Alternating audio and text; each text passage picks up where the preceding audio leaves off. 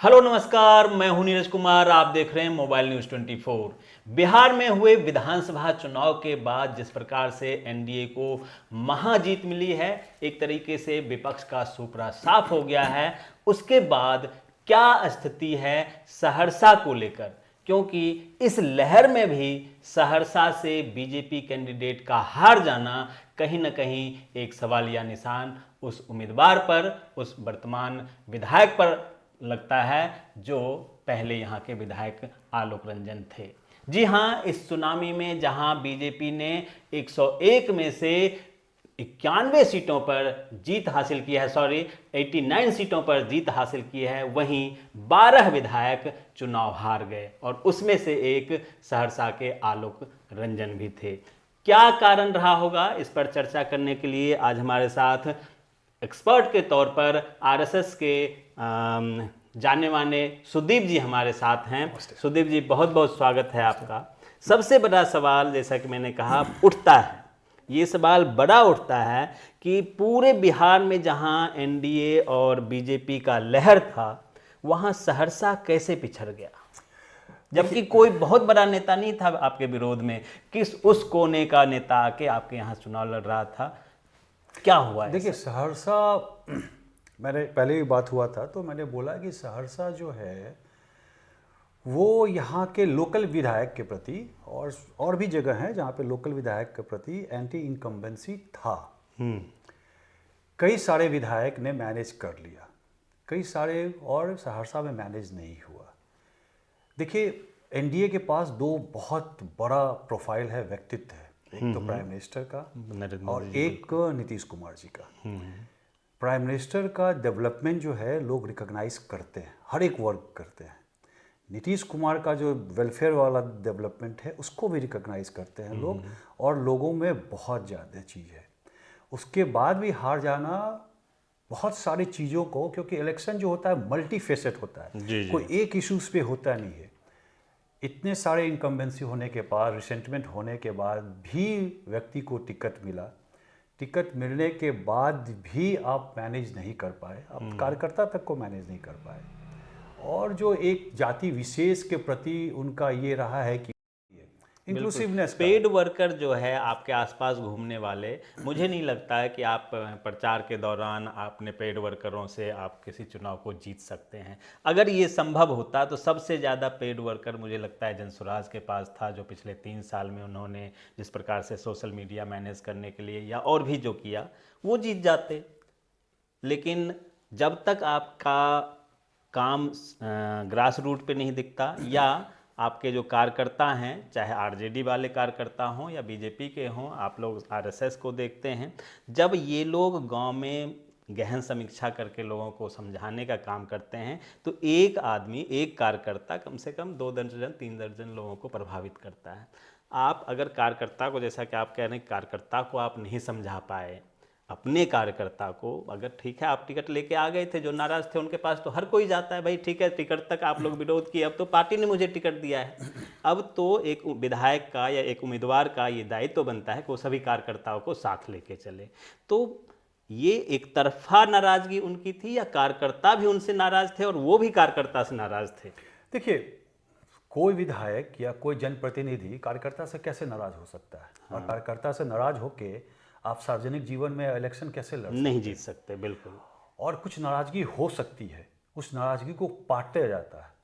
और सबसे बड़ा है कि कोई व्यक्तिगत दुश्मनी तो किसी से नहीं है, लेकिन आप अगर उस नाराजगी को व्यक्तिगत रूप से ले लेंगे और उसमें अहंकार आ जाएगा, ईगो आ जाएगा, तो रिजल्ट यही होगा। ये सुनामी में हार गए तो बहुत चिंतन का विषय है, पार्टी के भी चिंतन का विषय है और व्यक्ति का भी चिंतन का विषय है। बिल्कुल। आपके पड़ोस में जो कभी लोग सोचते नहीं थे, सिमरी बख्तियारपुर में मुझे लगता है 25-30 साल पहले कोई वहाँ जीते होंगे।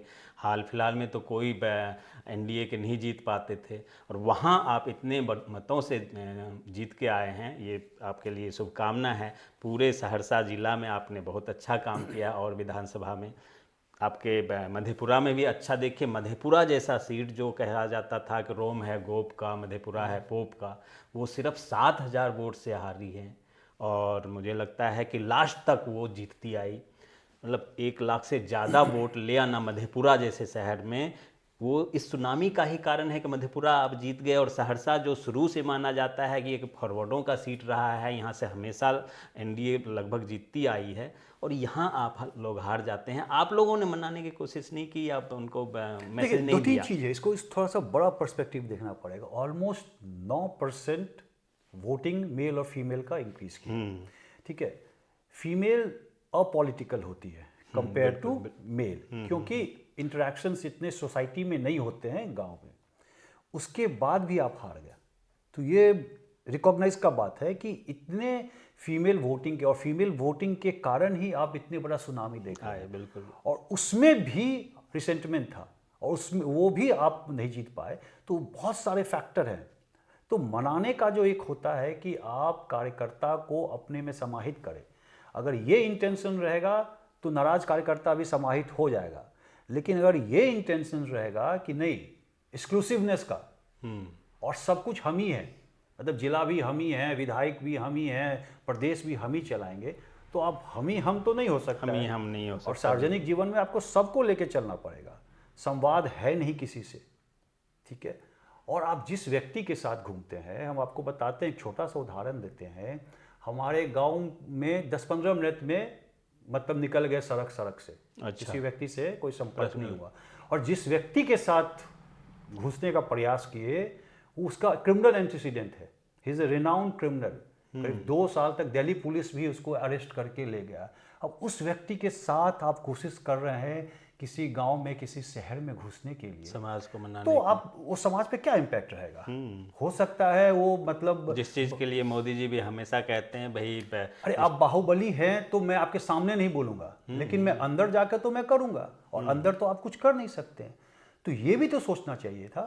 इसी जगह पे पिछले चुनाव में इतने प्रेशर होने के बाद उनका बहुत भव्य कार्यक्रम हुआ था, इस बार नहीं हुआ। तो ऐसा बहुत सारे जगह हैं जो ऐसा सोचना चाहिए। 437 बूथ है, अगर आप हर एक बूथ पे 20 से 25 वोटिंग कम कर दे तो आपको इम्पैक्ट मिल जाएगा। वो आप देख चुके हैं, वही चीज़ हुआ। हाँ बिल्कुल वैसा ही हुआ। अच्छा, एक और चीज़, एक वीडियो सोशल मीडिया पे आपका भी वायरल हो रहा है कि रात में आप जश्न मनाते हुए अपना फोटो फेसबुक पे डाला है आपने, तो वो वीडियो जो है वो सहरसा के लिए जश्न है या पूरे बिहार में जो एनडीए को जीत मिली है उसका जश्न है? एनडीए को जीत मिला, इसके लिए बहुत खुशी है, और क्योंकि आज तक एनडीए को ही वोट किए।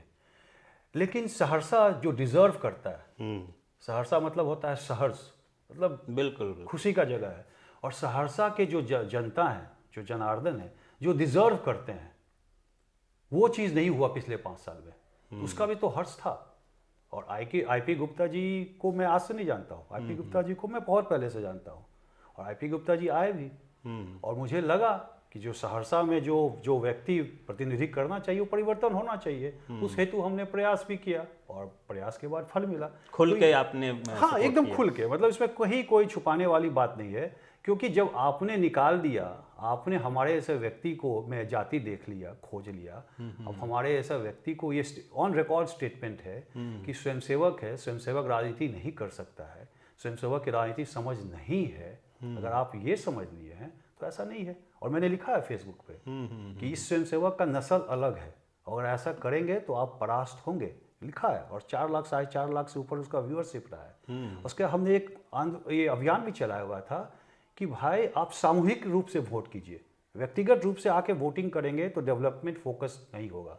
उसका भी बहुत अच्छा रिस्पांस हुआ, लोगों ने बहुत रिस्पांस किया, और हम लोग ने काफ़ी सारे, ऑलमोस्ट 40-45 जगह से ज़्यादा पर हम लोगों ने कांटेक्ट किया, तो एक सफल रहा था। तो अब एक और सवाल उठता है कि ये तो हो गया इलेक्शन, आगे सहरसा किस प्रकार से आप लोग कवर करेंगे? आरएसएस के जरिए या बीजेपी के जरिए या विपक्ष, जिस प्रकार से आपने कहा कि हमने सपोर्ट करके किया है, तो क्या जो लोग नाराज़ होके गए हैं उनको बीजेपी में एकत्रित करने का काम सुदीप जी करेंगे, आरएसएस के विचारधारा को आगे बढ़ाएंगे, या फिर जैसे आप कह रहे हैं कि आईपी गुप्ता को बुरे आदमी नहीं है, उनके विचारधारा पे? देखिए, बीजेपी क्या करेगी ये मुझे जानकारी नहीं है, क्योंकि मेरे पास कोई रिस्पॉन्सिबिलिटी नहीं है। जी। और अगर अभी भी पार्टी एक व्यक्ति के तहत होता है तो शायद ऐसा ही रहेगा, लेकिन अगर ये समझ में आता है संघ को, आरएसएस को इज अपॉलिटिकल सोशो ऑर्गेनाइजेशन है, उसको कोई पॉलिटिक्स से मतलब नहीं है, उसमें है,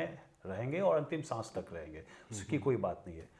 आईपी गुप्ता जीते हैं, उनको विधायक का सेवा करने का मौका मिला है, मुझे आशा है कि वो सेवा ही करेंगे, वो ऐसा ना समझेंगे कि सहरसा उनकी कोई फिफ्थ डॉम है।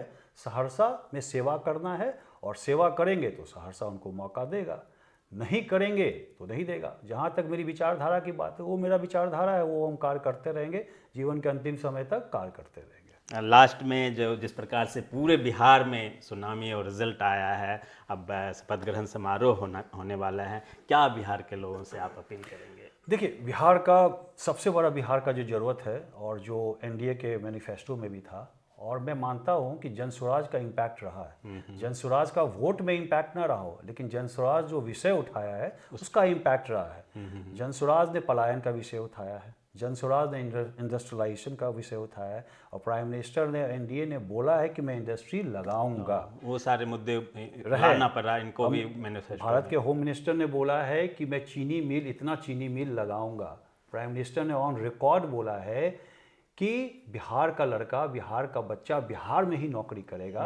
तो इम्पैक्ट है, वोट में नहीं आया, वो उसके बहुत सारे कारण हो सकता है। जैसे मैंने बोला कि इलेक्शन मल्टी फेसेट होता है, उसका एक कारण होगा लोगों को कॉन्फिडेंस नहीं था।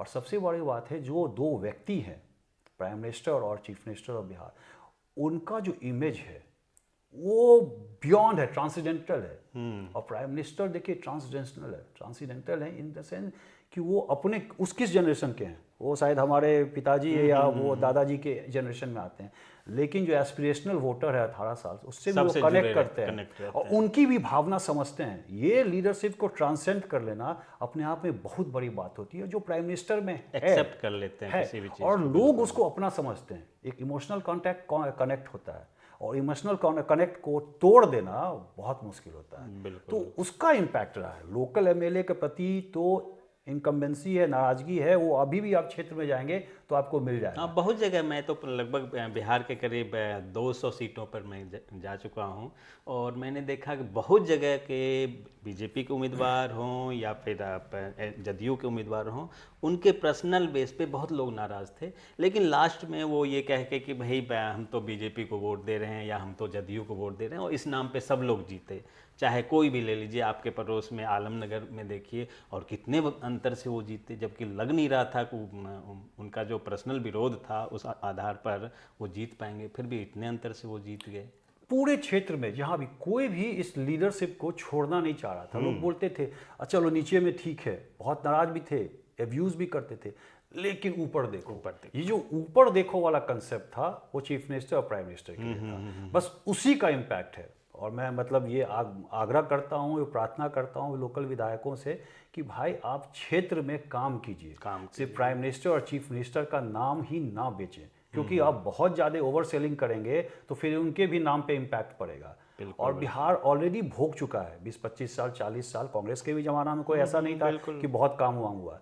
एक किक स्टार्ट हुआ है, उस किक स्टार्ट को एक लेवल तक ले जाए, इस तरह से बिहार के जनता ने जनादेश दिया है। हमको उम्मीद है कि जो लीडरशिप है वो जनादेश का मतलब सम्मान करेंगे और जो वादे किए हैं, जो मैनिफेस्टो में चाहे बीजेपी ने दिया है, एनडीए ने दिया है, उस मैनिफेस्टो में ऐसे बहुत चीज़ हैं जिसे पूरा करना लगभग काफ़ी हद तक आप मान सकते हैं कि बहुत मेहनत करके ही पूरा किया जा सकता है। और अगर आप नहीं करेंगे वो पूरा, तो आने वाले नेक्स्ट लोकसभा चुनाव में भी और विधानसभा चुनाव में भी आपको इसका खामियाजा भुगतना पड़ेगा।